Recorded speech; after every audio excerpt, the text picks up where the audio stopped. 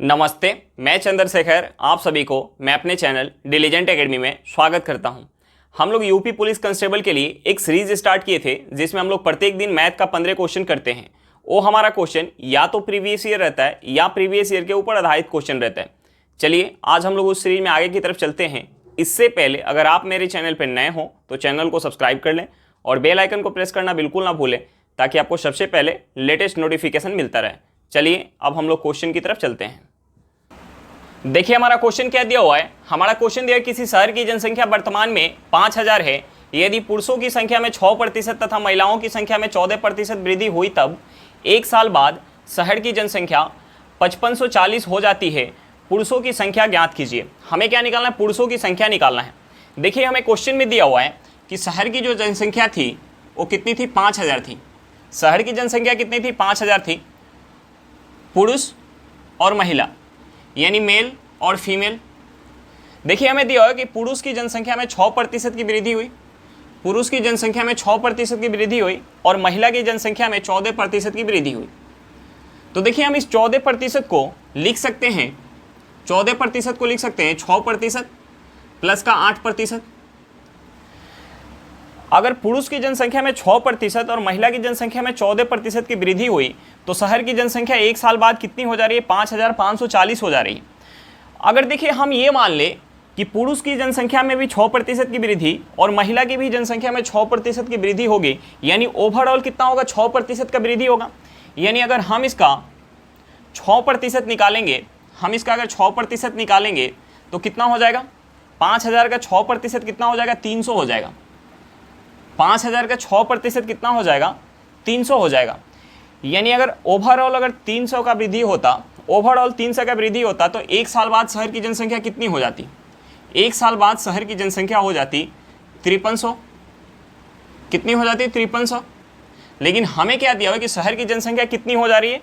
5540 हो जा रही है। शहर की जनसंख्या कितनी हो जा रही है? हमें दिया हुआ है क्वेश्चन में कि शहर की जनसंख्या जो हो जा रही है 5540 हो जा रही है, 5540 हो जा रही है।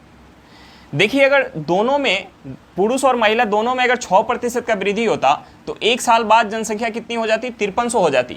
लेकिन हमें दिया हुआ है क्वेश्चन में कि पुरुष की जनसंख्या में 6% की वृद्धि और महिला की जनसंख्या में 14% की वृद्धि हो रही है, जिसके कारण एक साल बाद जनसंख्या 5540 हो जा रही है। देखिए हम इसमें से माइनस करेंगे, 5540 में से हम 5300 माइनस करेंगे, यहाँ से हमारा क्या निकल के आ जाएगा? 0 4 2, ये हमारा कट जाएगा। यानी डिफरेंस क्या निकल के आ गया? 240। 240 का जो डिफरेंस निकल के आ रहा है किसके वजह से निकल के आ रहा है? महिला का जो 8% का वृद्धि हमने नहीं काउंट किया उसके वजह से 240 का डिफरेंस निकल के आ रहा है। यानी यहाँ से हमारा ये निकल के आ जाएगा महिला का, यहाँ से हमारा निकल के आ जाएगा महिला का यानी फीमेल का, यहाँ से हमारा निकल के आ जाएगा फीमेल का 8% किसके बराबर है? 240 के बराबर है। फीमेल का 8% किसके बराबर है? 240 के बराबर। तो हमारा 1% यहाँ से निकल के आ जाएगा। 1% क्या निकल के आ जाएगा? 1% हम इसे 8 से भाग देंगे, 1% निकल के आ गया। हमारा कितना निकल के आ गया? 30 के बराबर। तो यहाँ से 100% कितना हो जाएगा? 100% हो जाएगा 3000। यानी महिला की जनसंख्या हमारा क्या निकल के आ गया? 3000। तो पुरुष का जनसंख्या कितना होगा? टोटल जनसंख्या शहर की जो है 5000 है, जिसमें से महिला 3000 है, तो पुरुष कितना हो जाएगा? पुरुष हो जाएगा 2000। पुरुष कितना हो जाएगा? 2000 हो जाएगा।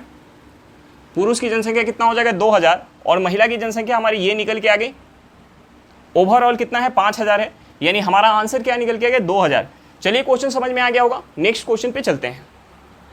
देखिए हमारा क्वेश्चन क्या दिया हुआ है। हमारा क्वेश्चन दिया 56 रुपये पर केजी वाले 20 केजी चावल में 36 रुपये पर केजी की कीमत वाले चावल की कितनी मात्रा को मिलाया जाना चाहिए अगर व्यापारी मिश्रण को 48 रुपये पर केजी पर बेचकर 20% का लाभ कमाना चाहता है तो देखिए हम इस क्वेश्चन को एलिगेशन लगा के सॉल्व कर सकते हैं। हम इस क्वेश्चन को एलिगेशन लगा के सॉल्व कर सकते हैं। हमें जो है रेट दिया हुआ है, पर केजी का रेट दिया हुआ है। अगर हम यहाँ एलिगेशन लगाएंगे तो जो हमारा नीचे रेशियो निकल के आएगा वो हमारा मात्रा का रेशियो निकल के आएगा। लेकिन देखिए हम एलिगेशन बराबर जगह पे लगाते हैं, यानी या तो हमारा तीनों जगह सीपी हो, यानी पहले किस्म का हमारा सीपी दिया हुआ है, दूसरे किस्म का सीपी, तो हमें मिश्रण का भी सीपी ही चाहिए। या तो हमें पहले किस्म का एसपी दिया हो, दूसरे किस्म का एसपी दिया हो, तो हमें मिश्रण का एसपी चाहिए। अब देखिए हमें क्या दिया हुआ है? पहले किस्म का सीपी दिया हुआ है, दूसरे किस्म का हमें सीपी दिया हुआ है और हमें मिश्रण का क्या दिया हुआ है? एसपी दिया हुआ है। तो हमें सबसे पहले मिश्रण का CP निकालना पड़ेगा। अब देखिए हमें कितना का लाभ हो रहा है, मिश्रण पे 20% का लाभ हो रहा है। मिश्रण पे 20% का लाभ हो रहा है तो हम 20% को फ्रैक्शन में चेंज करेंगे, ये हमारा क्या हो जाएगा 1/5। यानी कोई वस्तु 5 की है जिस पे 1 का लाभ हो रहा है, कोई वस्तु जो है 5 रुपये की है जिस पे 1 का लाभ हो रहा है, यानी कितने में बिकेगी 6 रुपये में।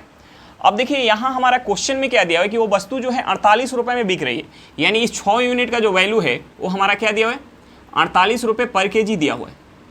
तो यहाँ से हम इस 5 यूनिट का वैल्यू निकाल सकते हैं। हम इसे 6 से काटेंगे, ये कितने बार में जाएगा 8 बार में, यानी हम 5 में 8 से गुणा करेंगे, हमारा क्या निकल के आ गया 40 रुपये पर केजी। यानी मिश्रण का हमारा CP निकल के क्या आ गया 40 रुपये पर केजी। अब देखिए मिश्रण का भी हमें CP पता चल गया। पहले किस्म का CP क्या है, पहले किस्म का जो CP है 56 रुपये पर केजी है, दूसरे किस्म का जो CP है वो 36 रुपये पर केजी है, और मिश्रण का हमारा क्या निकल के आ गया 40 रुपये पर केजी। अब देखिए हम यहाँ एलिगेशन लगाएंगे। एलिगेशन में हम क्या करते हैं, बड़े में से छोटे को माइनस करते हैं, यानी हम 40 में से 36 माइनस करेंगे, हमारा क्या हो जाएगा 4 हो जाएगा। इज टू हम 56 में से 40 माइनस करेंगे, यहाँ हमारा क्या हो जाएगा 16 हो जाएगा, यानी यहाँ से हमारा रेशियो निकल के आ जाएगा 1:4। अब देखिए 56 रुपये पर केजी वाला चावल का जो मात्रा निकल के आ गया 1 यूनिट, तो 36 रुपये पर केजी वाला चावल का मात्रा क्या होगा 4 यूनिट होगा। अब देखिए हमें क्वेश्चन में दिया है कि 56 रुपये पर केजी वाले चावल का जो मात्रा है वो 20 केजी है, यानी इस 1 यूनिट का जो वैल्यू है वो 20 केजी है। तो हम यहाँ से इस 4 यूनिट का वैल्यू निकाल सकते हैं। इस 4 यूनिट का वैल्यू क्या हो जाएगा 80 केजी हो जाएगा, यानी हमारा आंसर क्या निकल के आ गया 80 केजी। चलिए क्वेश्चन समझ में आ गया होगा, नेक्स्ट क्वेश्चन पे चलते हैं। देखिए हमारा क्वेश्चन क्या दिया हुआ है, हमारा क्वेश्चन दिया है किसी धनराशि का साधारण ब्याज कितने समय में उस राशि पर 10% वार्षिक दर से उसका 3/5 गुना हो जाएगा। देखिए हमें क्या दिया हुआ है कि 10% की दर से उस राशि का 3/5 गुना हो जा रहा है, यानी अगर वो राशि 5 यूनिट होगी तो साधारण ब्याज कितना मिल जा रहा है 3 यूनिट मिल रहा है। यानी हमारा यहाँ से क्वेश्चन में दिया हुआ है कि हमने मान लिया कि प्रिंसिपल अगर 5 यूनिट है, प्रिंसिपल अगर 5 यूनिट है तो हमारा SI कितना बन रहा है, SI बन रहा है 5 का 3/5, यानी हमारा 3 यूनिट हो जाएगा। रेट हमें क्या दिया हुआ है, रेट हमें दिया हुआ है 10%। हमें क्या निकालना है, टाइम निकालना है। हमें क्या निकालना है, टाइम निकालना है। हमें टाइम निकालना है, हमें जो है टाइम निकालना है। तो देखिए हम यहाँ से नॉर्मल फार्मूला लगा के भी टाइम निकाल सकते हैं। हमें यहाँ नॉर्मल फार्मूला लगा के, यानी हमारा साधारण ब्याज कितना है 3 यूनिट है, प्रिंसिपल कितना है 5 यूनिट, हमें रेट क्या दिया हुआ है 10%, हमें टाइम निकालना है, बटा हमारा क्या हो जाएगा 100 हो जाएगा। यानी हम इसे 1 0 से 1 0 को काट सकते हैं, हम इसे 5 से काटेंगे 2 बार में जाएगा, यानी यहाँ से हमारा टाइम क्या निकल के आ जाएगा 6 वर्ष। हमारा टाइम क्या निकल के आ गया 6 वर्ष निकल के आ गया। हमारा आंसर क्या होगा 6 वर्ष होगा। चलिए क्वेश्चन समझ में आ गया होगा, नेक्स्ट क्वेश्चन पे चलते हैं। देखिए हमारा क्वेश्चन क्या दिया हुआ है, हमारा क्वेश्चन दिया कितने समय में 5,000 रुपये की धनराशि 10% वार्षिक चक्रवृद्धि ब्याज दर से 6,655 रुपया हो जाएगी। देखिए अमाउंट का फॉर्मूला क्या होता है, चक्रवृद्धि ब्याज में अमाउंट का फॉर्मूला होता है P × 1 + R/100 के पावर T। ये हमारा क्या होता है, अमाउंट का फार्मूला होता है। यानी हम यहाँ से इसे लिख सकते हैं A/P = 1 + R/100 के पावर T। अब देखिए हम यहाँ वैल्यू पुट करेंगे। अमाउंट हमारा कितना दिया हुआ है 6,655 और प्रिंसिपल कितना दिया है 5,000, यानी हमारा अमाउंट जो है 6,655 है, और यहाँ हमारा प्रिंसिपल कितना है 5,000 रुपया है। 1 + R हमारा कितना दिया हुआ है 10% बटा 100 हो जाएगा पावर T। हमें समय निकालना है। देखिए यहाँ से 1 0 से 1 0 हमारा कट जाएगा। अगर हम इसे 5 से काटेंगे, ये हमारा 5 से 1000 बार में जाएगा, ये 5 से 1000 बार में जाएगा, और हम इसे 5 से काटेंगे, ये 1 बार में जाएगा, हार्सिल 1 आएगा, यानी हमारा कितना हो जाएगा ये 16 3 बार में जाएगा, फिर 1 आएगा यानी 15 3 बार में, 5 1 बार में, यानी ये हमारा गया 1331 बार में। यानी यहाँ से हमारा निकल के आ जाएगा, यहाँ से हो जाएगा 1331 बटा 1000 इक्वल टू, ये हमारा क्या हो जाएगा, ये हो जाएगा, हम यहाँ ऐड करेंगे इसे 10 + 1 कितना हो जाएगा 11/10 पावर T। देखिए हम इसे क्या लिख सकते हैं, ये हमारा 1331 जो है ये किसका क्यूब होता है, 11 का क्यूब होता है और 1000 जो है 10 का क्यूब होता है। यानी हम यहाँ से लिख सकते हैं 11/10 का क्यूब इक्वल टू 11/10 के पावर टी। अब देखिए हमारा बेस जो है बराबर है, अगर बेस बराबर है तो हमारा पावर भी बराबर होगा। यानी यहाँ से हमारा निकल के आ गया टी इक्वल टू 3 ईयर। हमारा टी क्या निकल के आएगा, यानी समय निकल के आ गया 3 वर्ष। देखिए इसी चीज़ को बहुत लोग क्या करते हैं, बोलते हैं कि जो हमारा प्रिंसिपल दिया हो, जो हमारा प्रिंसिपल दिया है, यानी हमारा प्रिंसिपल कितना दिया हो 5000 रुपया, और हमारा अमाउंट कितना दिया हुआ, अमाउंट जो दिया हुआ है 6655 दिया हुआ है। तो देखिए बहुत लोग बोलते हैं इसे सेम टेबल से पहले काटें। सेम टेबल से अगर हम काटेंगे यानी 5 से काट सकते हैं। ये हमारा कितने बार में जाएगा, 1000 बार में। ये कितने बार में जाएगा, 1 बार में, 3 बार में, फिर 3 बार में, फिर 1 बार में। अब देखिए हम इसे देखेंगे कि ये किसी चीज़ का क्यूब बन रहा है या स्क्वायर बन रहा है। तो ये हमारा यहाँ 10 का क्यूब बन रहा है, 10 का क्यूब, और ये जो है हमारा 11 का क्यूब बन रहा है। अब देखिए यहाँ से 10 रुपया 11 रुपया हो रहा है, 10 रुपया एक साल में 11 रुपया हो रहा है, फिर अगले साल में 10 रुपये 11 रुपया हो रहा है। यानी हम देखेंगे यहाँ हमारा रेट परसेंट जो 10% दिया हुआ है, क्या हमारा रेट परसेंट यहाँ 10% आ रहा है, यानी 10 रुपया पे 1 रुपया का ब्याज मिल रहा है। यानी हमारा ये निकल के आ जाएगा कि 10% का ब्याज मिल रहा है। यहाँ हमारा जो क्यूब निकल के आ गया, यानी समय हमारा यहाँ से क्या निकल के आ जाएगा, यहाँ से हमारा समय निकल के आ गया 3 साल। यानी इसी चीज़ को इतना ना करते हुए शॉर्ट तरीका से ऐसे आप लोग बना सकते हैं। चलिए क्वेश्चन समझ में आ गया होगा, नेक्स्ट क्वेश्चन पे चलते हैं। देखिए हमारा क्वेश्चन क्या दिया हुआ है, हमारा क्वेश्चन दिया हुआ है ए तथा बी किसी कार्य को 2 घंटा 24 मिनट में कर सकते हैं। यदि ए कार्य करने में बी से 2 घंटा कम समय लेता है तो बी अकेले कार्य को कितने समय में समाप्त करेगा। हमें ऑप्शन दिया हुआ है, पहला ऑप्शन हमारा 10 घंटा है, दूसरा 6 घंटा है, तीसरा 12 घंटा और चौथा क्या है 15 घंटा है। देखिए हम सबसे पहले क्या करते हैं, सबसे पहले जो हमारा ये समय दिया हुआ है 2 घंटा 24 मिनट, हम इस पूरे समय को घंटा में चेंज कर लेते हैं। सबसे पहले इस समय को 2 घंटा प्लस का 24 मिनट को हम पूरे को घंटा में चेंज करेंगे। यानी घंटा में चेंज करने के लिए हमारा हो जाएगा 2 घंटा प्लस का 24/60 घंटा हो जाएगा। हम इसे अगर 12 से काटेंगे तो ये 12 से 2 बार में जाएगा, ये 12 से 5 बार में जाएगा। यानी हम यहाँ से इसे लिख सकते हैं 2 घंटा प्लस का 2/5 घंटा। यानी ये हमारा हो जाएगा, हम इसे ऐड करेंगे तो 10 2 12/5 घंटा। हमारा क्या निकल के आएगा 12/5 घंटा। अब देखिए ए प्लस बी मिल के किसी काम को 12/5 घंटा में कर रहे हैं। बी जो है, हमने मान लिया बी जो है x घंटा में काम को कर रहा है, बी जो है x घंटा में काम कर रहा है, तो ए जो है कितना समय में करेगा, बी से 2 घंटा कम समय ले रहा है। यानी ए जो है x - 2 घंटा का समय लेगा। अब देखिए यहाँ से अगर हम a प्लस बी का 1 घंटा का समय, 1 घंटा का काम निकाल लें, और b का 1 घंटा का काम निकाल लें, और a का 1 घंटा का काम निकाल लें, और हम इन दोनों को जोड़ेंगे तो इसके बराबर आएगा। वहाँ से एक हमारा द्विघात समीकरण बनेगा, वहाँ से हमारा x का वैल्यू निकल के आ जाएगा। लेकिन अगर हम द्विघात समीकरण सॉल्व करने जाएंगे तो हमारा क्वेश्चन काफ़ी ज़्यादा लेंदी हो जाएगा। तो देखिए इसके लिए हम क्या कर सकते हैं, हम इसके लिए सोच सकते हैं, हमने मान लिया कि जो हमारा टोटल वर्क है, वो 12 यूनिट है। हमने मान लिया जो टोटल वर्क है 12 यूनिट है। देखिए जब a प्लस बी कर रहे हैं, a प्लस बी, a और दूसरा कौन है, b है। अगर a प्लस बी कर रहे हैं तो कितना समय लग रहा है, 12/5 घंटा का समय लग रहा है, 12/5 घंटा का समय लग रहा है। यानी a प्लस बी मिल के जब 12 यूनिट काम कर रहे हैं तो 12/5 घंटा का समय लग रहा है। यानी 1 घंटा में वो कितना काम कर रहे होंगे, 5 यूनिट काम कर रहे होंगे, 5 यूनिट काम कर रहे होंगे। अब देखिए हम ऑप्शन रख के यहाँ चेक करेंगे, हमारा a प्लस बी का जो है इफिशियंसी क्या निकल के आ गया 5 यूनिट।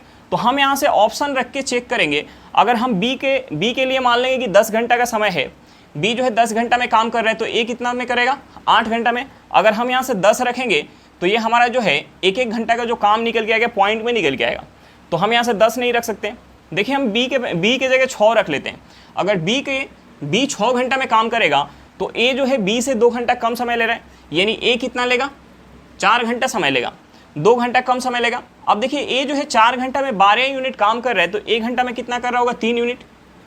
और b जो है 6 घंटा में अगर 12 यूनिट काम कर रहा है तो 1 घंटा में कितना कर रहा होगा, 2 यूनिट। यहाँ से हमारा a प्लस बी क्या निकल के आ गया, a प्लस बी का 1 घंटा का काम 5 यूनिट, और यहाँ भी हमारा क्या निकल के आएगा, 5 यूनिट निकल के आया। यानी इसका मतलब बी जो है 6 घंटा में उस काम को करेगा और ए कितना घंटा में करेगा, 4 घंटा में। यानी हमारा आंसर क्या निकल के आ गया, ऑप्शन नंबर बी। हम ऐसे भी बना सकते हैं, लेकिन हमारा यहाँ से द्विघात समीकरण बन जाएगा। इससे अच्छा हम इसे ऑप्शन से बना लेंगे, हमारा क्वेश्चन आसानी से बन जाएगा। चलिए क्वेश्चन समझ में आ गया होगा। नेक्स्ट क्वेश्चन देखिए, हमारा क्वेश्चन क्या दिया हुआ है। हमारा क्वेश्चन दिया, नल ए टंकी का 1/3 भाग को 12 मिनट में भर सकता है, जबकि नल बी उसी हिस्से को 18 मिनट में खाली कर सकता है। दोनों नल एक साथ खोल दिया जाता है तो कितने समय में टंकी का 1/3 हिस्से को खाली या भरा जा सकता है।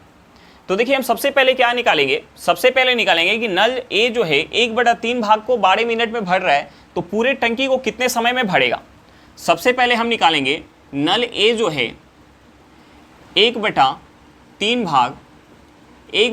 भाग जो है 12 मिनट में भर रहा है। नल ए जो है 1/3 भाग 12 मिनट में भर रहा है, तो पूरा हिस्सा कितने देर में भरेगा, यानी पूरा एक टंकी को भरने में कितना समय लगा देगा, 36 मिनट का समय लगा देगा। 36 मिनट का समय लगा देगा।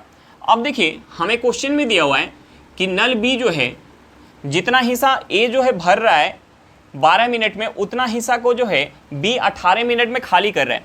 यानी 1/3 भाग जो है बी 1/3 भाग 18 मिनट में, यानी हम यहाँ माइनस लगाएंगे, खाली कर रहा है तो हम क्या करेंगे, माइनस का सिंबल लगाएंगे यहाँ, यानी माइनस 18 मिनट,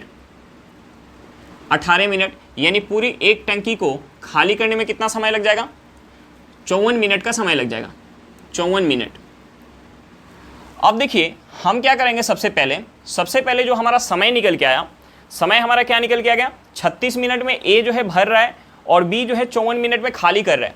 तो हम सबसे पहले इस समय का एलसीएम निकालेंगे। सबसे पहले हम एलसीएम निकालेंगे, सबसे पहले हम निकालेंगे 36 और 54 का एलसीएम। 36 और 54 का हम एलसीएम निकालेंगे। 36 और 54 का एलसीएम हमारा क्या हो जाएगा, 36 और 54 का एलसीएम हमारा हो जाएगा 108। 36 और 54 का एलसीएम क्या हो जाएगा हमारा, 108 हो जाएगा। अब देखिए, 36 और 54 का एलसीएम हमारा 108 हो गया, यानी हम टंकी की धारिता मान लेंगे 108 यूनिट। टंकी की धारिता मान लेंगे 108 यूनिट। जब 108 यूनिट पानी ए भर रहा है, जब 108 यूनिट पानी ए भर रहा है तो कितना समय ले रहा है, 36 मिनट का समय ले रहा है। और जब 108 यूनिट पानी बी जो है खाली कर रहा है तो कितना समय ले रहा है, 54 मिनट का समय ले रहा है। बी जो है खाली कर रहा है तो कितना समय ले रहा है, 54 मिनट का समय ले रहा है। अब देखिए, हम यहाँ से दोनों का इफिशियंसी निकाल सकते हैं। ए जो है 36 मिनट में 108 यूनिट पानी भर रहा है, तो 1 मिनट में कितना भर रहा होगा, 3 यूनिट पानी। बी जो है 54 मिनट में 108 यूनिट पानी खाली कर रहा है, तो 1 मिनट में कितना खाली कर रहा होगा, 2 यूनिट पानी खाली कर रहा होगा। अब देखिए, हमसे क्या बोल रहा है कि टंकी का 1/3 हिस्सा, दोनों नल को एक साथ खोल दिया जाए तो टंकी का 1/3 हिस्सा को कितने समय में खाली या भरा जा सकता है। तो हम सबसे पहले निकालेंगे टंकी की जो हमारी कैपेसिटी है वो कितना है, 108 है। यानी हम इस 108 का हम निकालेंगे 1/3 भाग। इस 108 का 1/3 निकालेंगे, यानी हमारा क्या हो जाएगा, 36 हो जाएगा, 36 यूनिट हो जाएगा। अब देखिए, हमें 36 यूनिट पानी भरना है या खाली करना है। 36 यूनिट पानी है। अब 36 यूनिट पानी ए, दोनों नल एक साथ खोला जाएगा तो ए जो है 1 घंटा में 3 यूनिट पानी भरेगा और बी जो है 1 घंटा में, यानी 1 मिनट में 2 यूनिट पानी खाली करेगा। ए जो है 1 मिनट में 3 यूनिट पानी भरेगा और बी जो है 1 मिनट में 2 यूनिट पानी खाली करेगा। दोनों नल को एक साथ खोला जाएगा तो 1 मिनट में टंकी के अंदर 1 यूनिट पानी जा पाएगा। और टंकी के अंदर हमें पानी कितना भरना है, 36 यूनिट। यानी दोनों अगर मिलके अगर चलेगा, ए और माइनस का बी, माइनस हम क्यों लगाएंगे, क्योंकि ए बी जो है हमारा खाली करने का काम कर रहे हैं। दोनों मिलके करेगा, 36 यूनिट पानी भरना है, 1 मिनट में 1 यूनिट पानी भरा जाएगा, यानी हमारा आंसर क्या निकल के आ जाएगा, 36 मिनट। यानी 36 मिनट में टंकी जो है भर जाएगी। टंकी जो है 36 मिनट में भर जाएगी। 36 मिनट में टंकी का कितना भाग भर जाएगा, 1/3 भाग। चलिए, क्वेश्चन समझ में आ गया होगा। नेक्स्ट क्वेश्चन पे चलते हैं। देखिए, हमारा क्वेश्चन क्या दिया हुआ है। हमारा क्वेश्चन दिया, एक पुराने सदस्य की जगह एक नए सदस्य के लेने के बाद यह पाया गया कि एक क्लब के 5 सदस्यों की औसत आयु उतनी है जितनी 3 साल पहले थी। बदले गए सदस्य और नए सदस्य की उम्र के बीच कितना अंतर है। हमें क्या निकालना है, बदले गए सदस्य और नए सदस्य के बीच उम्र का अंतर निकालना है। देखिए, पुराने सदस्य के जगह एक नए सदस्य को लेने से औसत उम्र जो 3 साल पहले था वही अब हो जा रहा है। यानी औसत उम्र जो है 3 साल पहले, यानी सभी के एज में से कितना का कमी हुआ, 3-3 साल का कमी हो जाएगा। यानी टोटल जो है आयु के योग में नए सदस्य के आ जाने से आयु के योग में टोटल कितना का कमी हो जाएगा। सभी के जो है आयु में 3 का कमी हो रहा है और सदस्य कितने हैं, 5 हैं, यानी टोटल जो है 15 वर्ष का कमी हो जाएगा। नए सदस्य के आने से आयु के योग में जो है 15 वर्ष का कमी हो गया। इसका मतलब ये हुआ कि नए सदस्य और पुराने सदस्य के बीच आयु का अंतर कितना होगा, 15 वर्ष का होगा। नए सदस्य और पुराने सदस्य के बीच आयु का अंतर कितना होगा, 15 वर्ष। हमारा आंसर क्या निकल के आ गया, 15 वर्ष। चलिए क्वेश्चन समझ में आ गया होगा। नेक्स्ट क्वेश्चन पे चलते हैं। देखिए हमारा क्वेश्चन क्या दिया हुआ है। हमारा क्वेश्चन दिया ए, बी तथा सी की आय का अनुपात 3:7:4 है और उनके खर्च का अनुपात 4:3:5 है। यदि ए 2400 रुपये की आय में से 300 रुपया बचाता है तो बी तथा सी की बचत ज्ञात करें। हमें क्या निकालना है, बी और सी का बचत निकालना है। देखिए हमें इनकम का रेशियो दिया हुआ है, हमें जो है इनकम का रेशियो दिया हुआ है। इनकम का रेशियो क्या दिया हुआ है, 3:7:4। ये हमारा ए है, बी है और सी है। हमें इनकम का रेशियो क्या दिया हुआ है, 3:7:4। हमें क्वेश्चन में दिया हुआ है कि ए जो है 2400 रुपये का इनकम करता है। ए जो है 2400 रुपये इनकम करता है। ए 2400 रुपये का इनकम कर रहा है, यानी हम 3 में कितना से गुना करेंगे कि हमारा 2400 निकल के आएगा।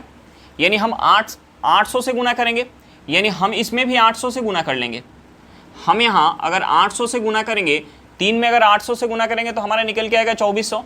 यानी हम 7 में भी 800 से गुना करेंगे, हम यहाँ 4 में भी 800 से गुना करेंगे, यानी हमारा ए, बी, सी का इनकम निकल के आ जाएगा। यानी हम 7 में 8 से गुना करेंगे, कितना हो जाएगा, हमारा हो जाएगा 5600, यानी ये हो जाएगा 3200। अब देखिए तीनों का जो है अलग अलग हमारा क्या निकल के आ गया, इनकम निकल के आ गया। ए का इनकम कितना है, 2400 रुपये है। बी का इनकम कितना है, बी का जो इनकम है 5600 रुपये है और सी का इनकम कितना है, 3200 रुपये है। अब देखिए हमें क्या दिया हुआ है, उनके खर्च का अनुपात दिया हुआ है। हमें जो है उनका खर्च का अनुपात दिया हुआ है, यानी एक्सपेंडिचर का हमें रेशियो दिया हुआ है। ए का जो है 4 है, ए का 4 है, बी का 3 है और सी का कितना है, 5 है। अब देखिए ए जो है 2400 रुपये कमाता है और 300 रुपये का बचत कर रहा है, यानी खर्च कितना कर रहा है, 2100 रुपये खर्च कर रहा है। यानी इस 4 यूनिट का जो वैल्यू है वो कितना है, 2100 रुपये है। इस 4 यूनिट का वैल्यू क्या है, 2100 रुपये है। यानी हम इसमें अगर 4 में कितना से गुना करें कि हमारा 2100 निकल के आए, हम इसमें 4 से भाग दे देंगे, यानी हमारा हो जाएगा 5, 10 यानी 2, 5, यानी हमारा निकल के आ गया 525। अब देखिए हम 3 में अगर 525 से गुना करेंगे, 525 से गुना करेंगे, हम इस 5 में भी 525 से गुना करेंगे, 525 से।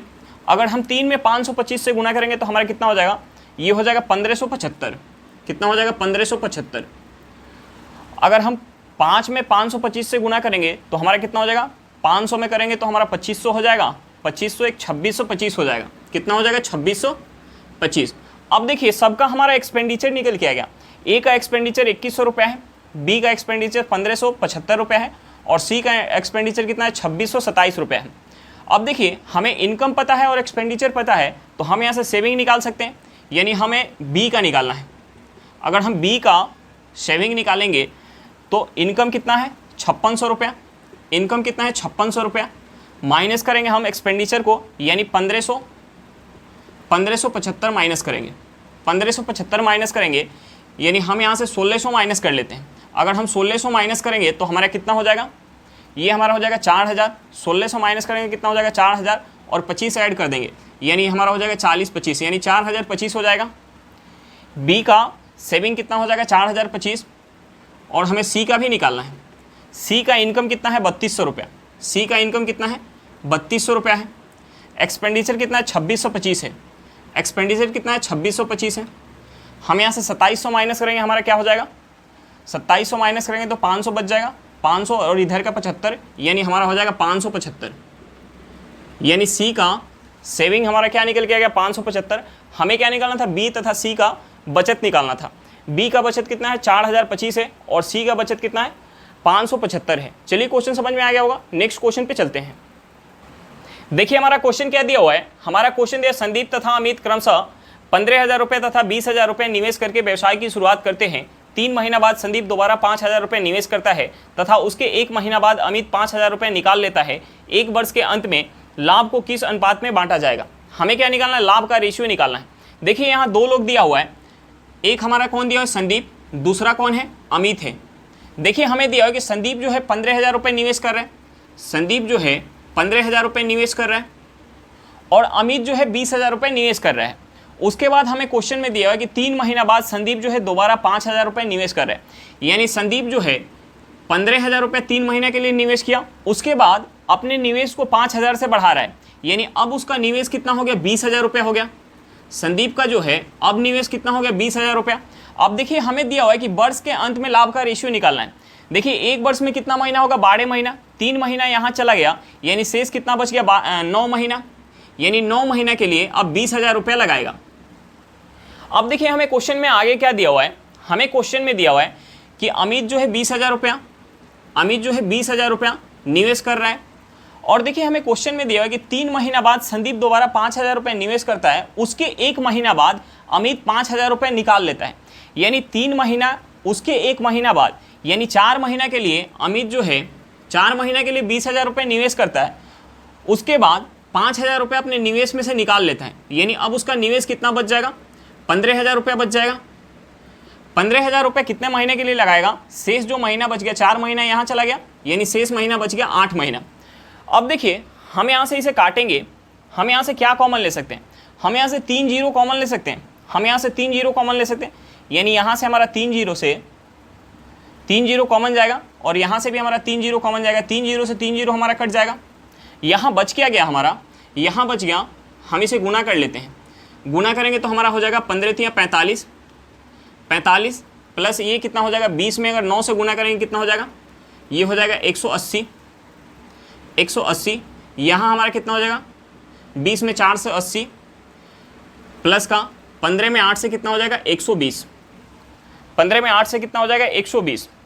अब देखिए हम इसे ऐड कर लेते हैं, हम इसे ऐड करेंगे तो ये हमारा कितना हो जाएगा? ये हमारा हो जाएगा 225। हम इसे ऐड करेंगे तो हमारा कितना हो जाएगा?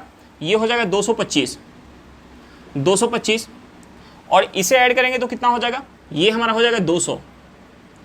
देखिए हम इसे 25 से काट सकते हैं। अगर हम 25 से काटेंगे तो ये 25 से 9 बार में जाएगा और ये 25 से कितने बार में जाएगा? 8 बार में। यानी लाभ का जो रेशियो होगा वो हमारा क्या निकल के आ गया? 9:8। यानी एक वर्ष के अंत में लाभ जो है किस अनुपात में बटेगा? 9:8 के रेशियो में बटेगा। चलिए क्वेश्चन समझ में आ गया होगा। नेक्स्ट क्वेश्चन पे चलते हैं। देखिए हमारा क्वेश्चन क्या दिया हुआ है? हमारा क्वेश्चन दिया हुआ है 119 मीटर, 153 मीटर और 204 मीटर लंबे 3 इमारती लकड़ी के टुकड़े को समान लंबाई के तख्तों में विभाजित करना है। प्रत्येक तख्तों की अधिकतम लंबाई कितनी होगी? हमें क्या निकालना है? अधिकतम लंबाई निकालना है। तो देखिए जो हमारा नंबर दिया हुआ है, हम इस नंबर का क्या निकालेंगे? HCF निकालेंगे। जो हमारा HCF निकल के आएगा वही क्या होगा? अधिकतम लंबाई होगा। तो देखिए हम HCF निकालेंगे किसका? 119, 153 और 204 का हम HCF निकालेंगे। देखिए हम क्या करेंगे? HCF निकालने के लिए हमने क्या बताया था? हम इन दोनों का डिफरेंस लेंगे, हम इन दोनों का डिफरेंस लेंगे। देखिए इन दोनों का डिफरेंस हमारा क्या हो जाएगा? 153 में से 119 माइनस करेंगे, हमारा कितना निकल के आ जाएगा? 34 निकल के आ जाएगा। और 204 में से हम माइनस करेंगे 153, ये हमारा कितना हो जाएगा? 51 हो जाएगा। देखिए इसका हम फैक्टर ले सकते हैं, इन दोनों का हम फैक्टर ले सकते हैं। यानी इसका फैक्टर कितना हो जाएगा? 17 गुने 2, इसका फैक्टर कितना हो जाएगा? 17 गुने 3। अब देखिए यहाँ से हमारा HCF क्या निकल के आ जाएगा? यहाँ कॉमन फैक्टर क्या है? यहाँ दोनों में 17 कॉमन है, यानी यहाँ से हमारा HCF जो निकल के आ गया, HCF निकल के आ गया 17। यानी अधिकतम लंबाई जो हमारा निकल के आ गया, अधिकतम लंबाई क्या निकल के आ गया? 17 मीटर। अधिकतम लंबाई क्या निकल के आ गया? 17 मीटर। हमारा आंसर क्या हो जाएगा? 17 मीटर। चलिए क्वेश्चन समझ में आ गया होगा। नेक्स्ट क्वेश्चन पे चलते हैं। देखिए हमारा क्वेश्चन क्या दिया हुआ है? हमारा क्वेश्चन दिया हुआ है यदि 7 अंकों की संख्या 57282P9 11 से पूर्णतः विभाज्य है तो 11 - P का मान क्या होगा जहां P ग्रेटर देन 0 है। देखिए जो हमारी संख्या दी हुई है ये संख्या हमारी 11 से पूर्णतः विभाज्य है।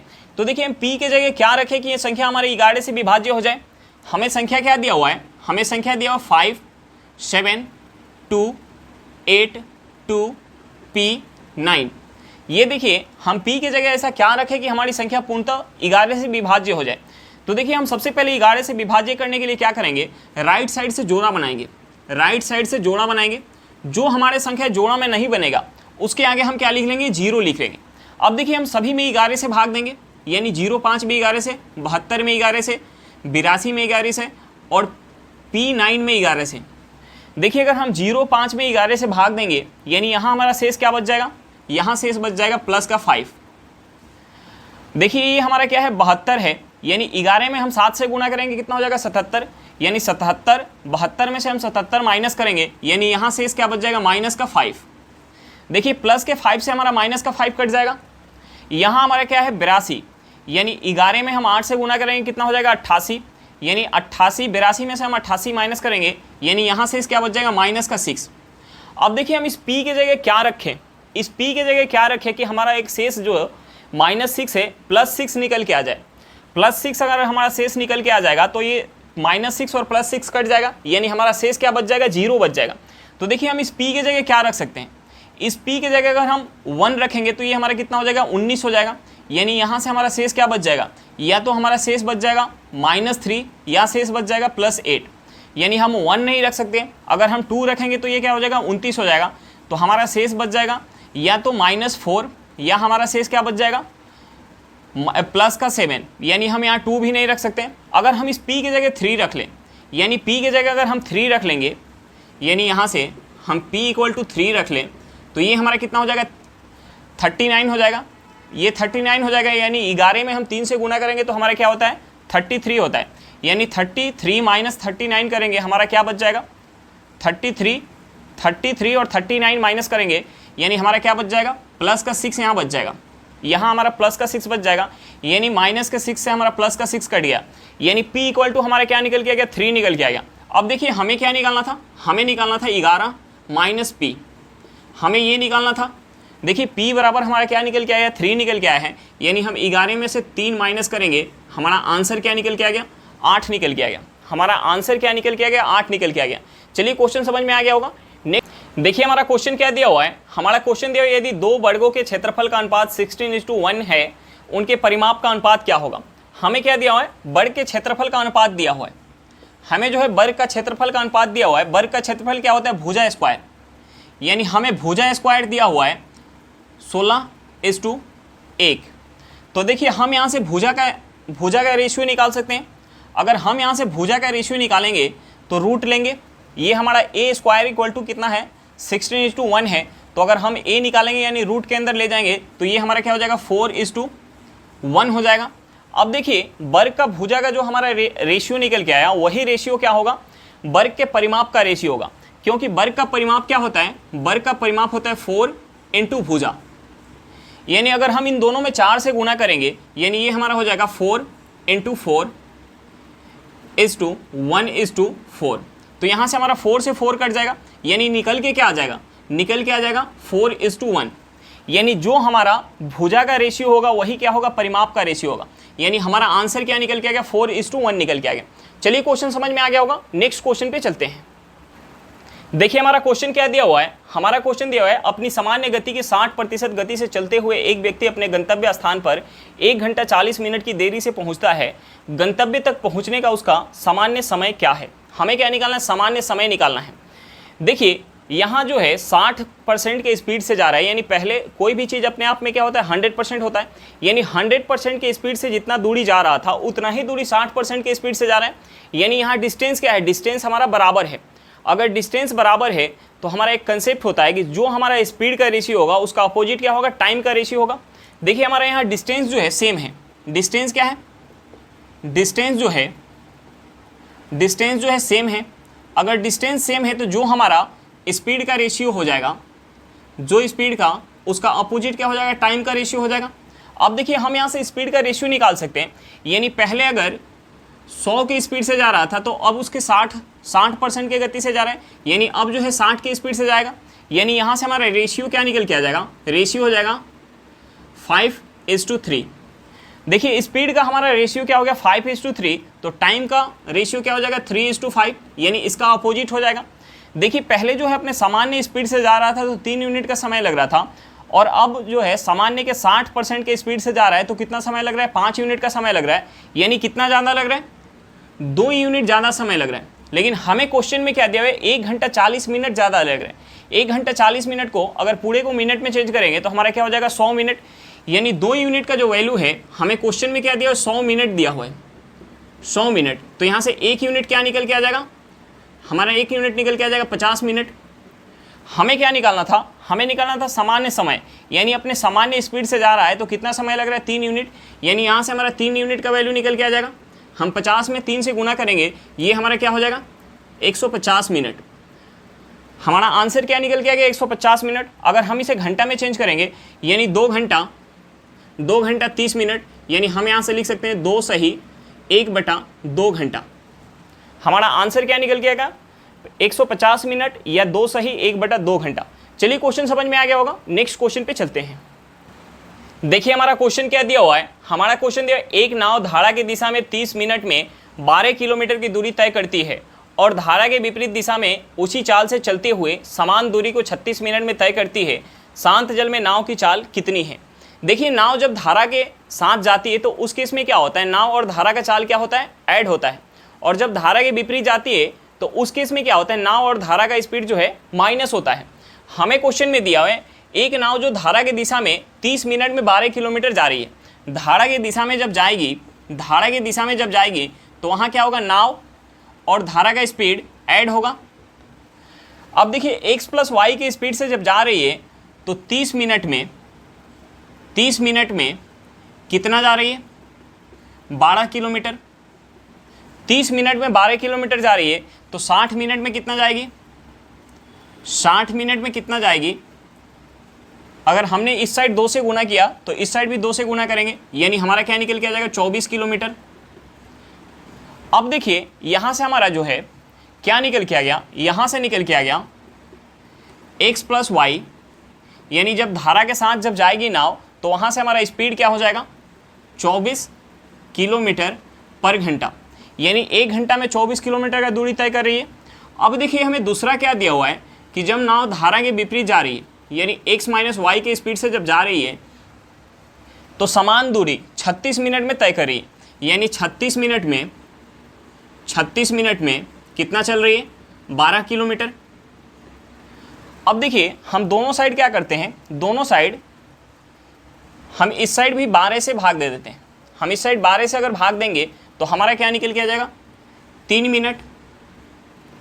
12 से भाग देंगे तो 3 मिनट, और इस साइड 12 से भाग देंगे तो हमारा क्या निकल के आ जाएगा, 1 किलोमीटर।